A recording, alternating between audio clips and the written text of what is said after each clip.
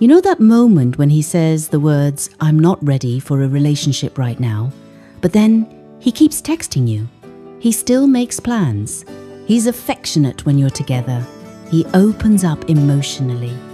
And you're left thinking, if you're not ready, then what are we doing?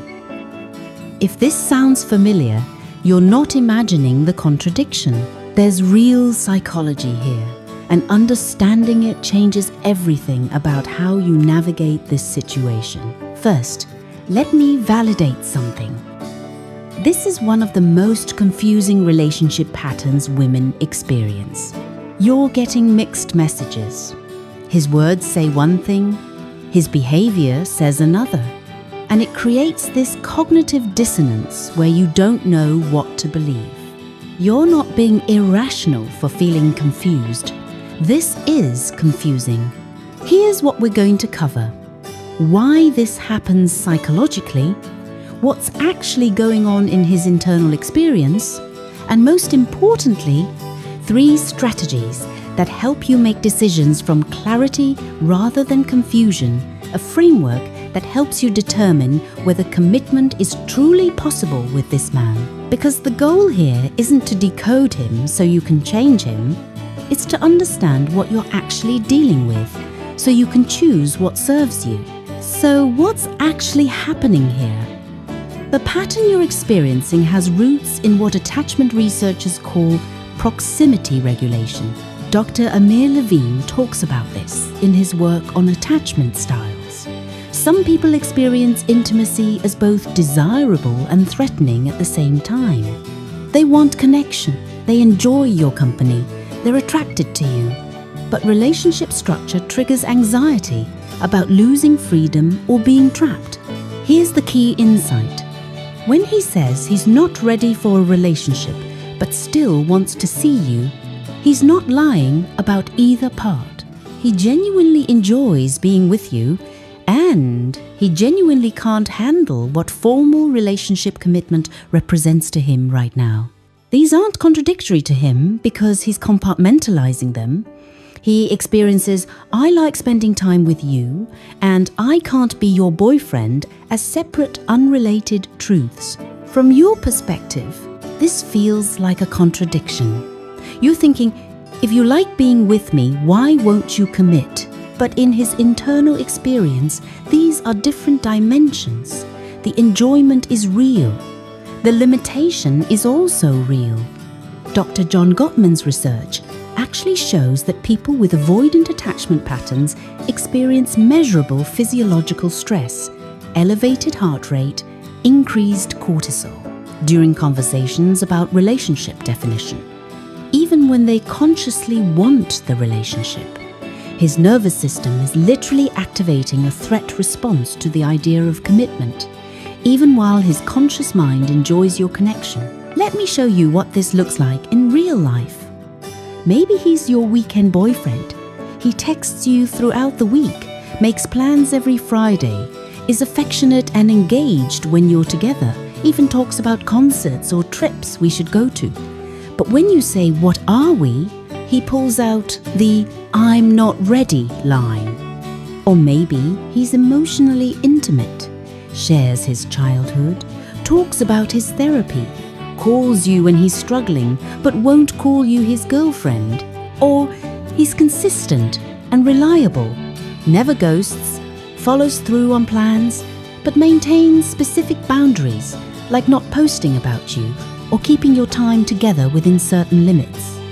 What maintains this pattern? A few things. You continue being available despite the lack of commitment, and that's understandable because the connection feels real. He gets relationship benefits without relationship accountability, and neither person sets firm boundaries because you're both hoping it'll resolve on its own. Here's what you need to understand. This isn't about you not being enough. Research on intermittent reinforcement actually explains why this is so hard to walk away from. Unpredictable rewards create stronger attachment than consistent ones. Your brain is literally wired to keep trying when the good stuff comes inconsistently. The central truth? This is a capacity limitation, not a value judgment. It's not about what you're worth, it's about what he can psychologically tolerate right now. And that's critical information because it means no amount of patience, understanding, or proving yourself will expand his capacity. You're not waiting for him to see your value. You're waiting for a psychological shift that may never come.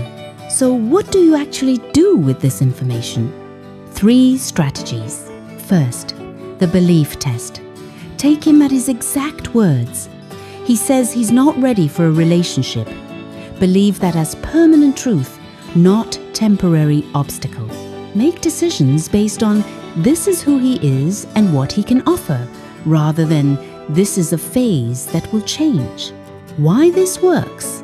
It removes the cognitive distortion of potential thinking. When you stop waiting for transformation, you see current reality clearly and can assess if it actually works for your life. When you catch yourself thinking, once he's ready, consciously reframe to, if this never changes, do I want this? Answer honestly. What it won't fix, it won't make him suddenly ready. It only changes your clarity about what you're choosing. The difficulty? Accepting this means grieving the potential relationship you hoped for while still in contact with him. That requires real emotional discipline. Second, boundary clarity. Decide what you actually need, not what's fair or reasonable, but what you genuinely need to feel secure and valued. Then communicate it clearly. Maybe it's I need to be someone's girlfriend, not in limbo, or I need exclusive commitment to continue being intimate, or I need to know this is going somewhere. Why this works?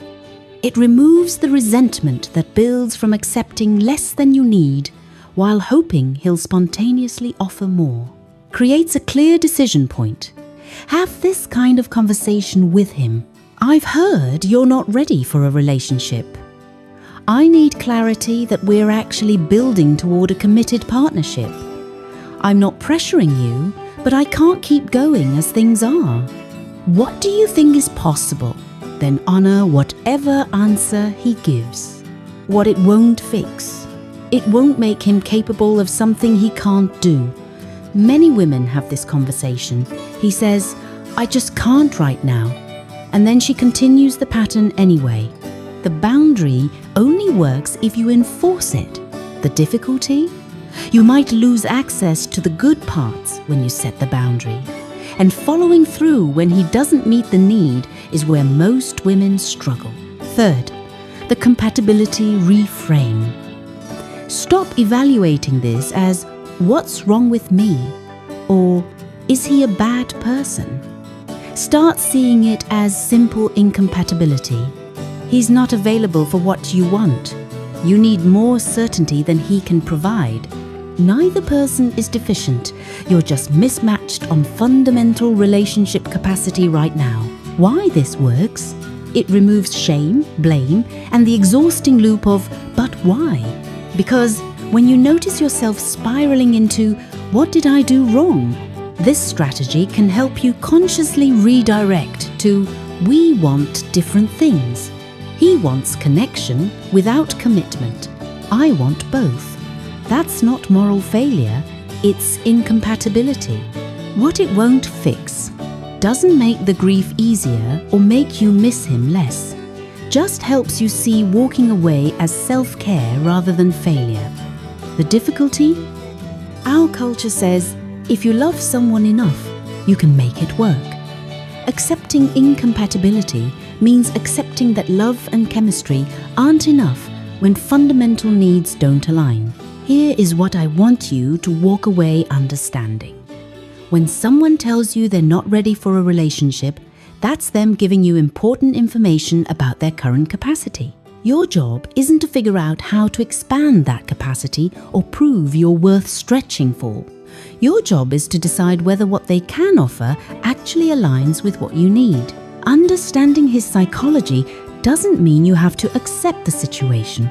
It just means you can make informed choices. You can stay informed about what you're choosing, or you can leave informed about why it wasn't working. Both are valid. Both are empowered. The power is in the clarity, not in changing him. If you found this helpful, you might also want to understand why some men pull away right after emotional intimacy or physical closeness. That's related to the proximity regulation pattern we talked about here, but it shows up differently. Understanding that cycle can help you recognize whether you're dealing with temporary nervousness or a deeper avoidance pattern. And I've created a video for that titled, "He Opened Up Once, Then Shut Down Completely." You might just want to check that out from here. But up until next, stay tuned for more valuable insights on understanding male psychology. God bless you.